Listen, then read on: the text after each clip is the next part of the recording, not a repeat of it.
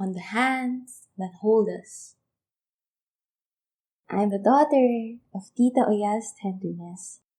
When I think of warmth, I picture her hands, thin, pale, and wrinkly, but surprisingly strong and agile. Those hands would make us pork tapa for breakfast or make sure that all 5 kids had their baon ready before school.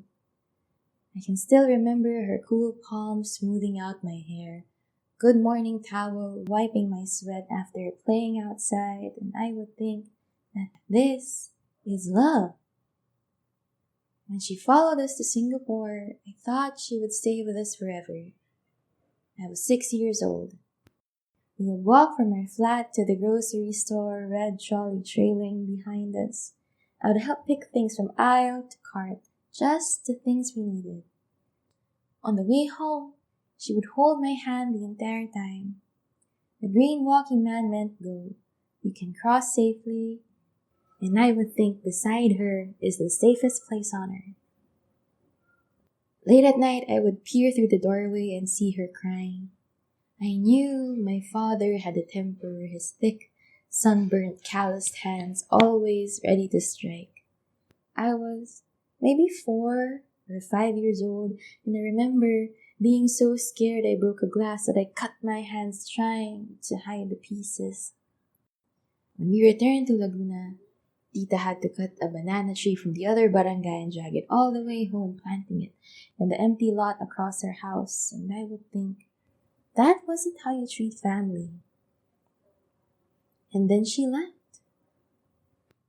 I was 18, and then she arrived with hands full of gentleness. The first meal she cooked for me was beef tapa packed in a small airtight container with fried rice and a runny, sunny-side-up egg.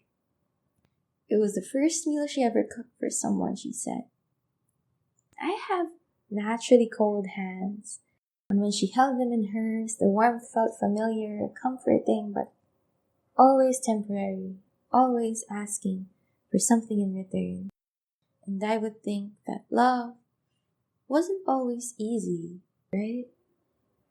From the hands of someone you love, a caress and a choke feel the same, so forgive me if I didn't see the red warning signs or ran with barely anything left to pick the pieces.